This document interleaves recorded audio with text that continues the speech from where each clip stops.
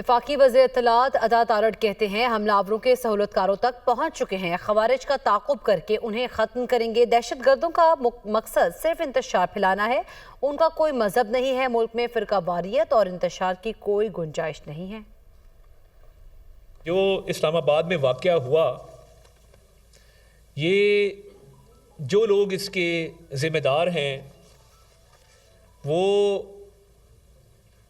ان کو انسان کہنا انسانیت کی توہین ہے، اور یہ جو دہشت گرد ہیں ان کا نہ کوئی دین ہے، نہ مذہب ہے، نہ رنگ ہے، نہ نسل ہے، ان کا ایک ہی نظریہ ہے، وہ دہشت پھیلانا ہے۔ جس دہشت گرد نے یہ واقعہ اسلام آباد ترلئی والا کیا، کافی حد تک اس میں پیش رفت ہوئی ہے اس کے سہولت کاروں کے حوالے سے۔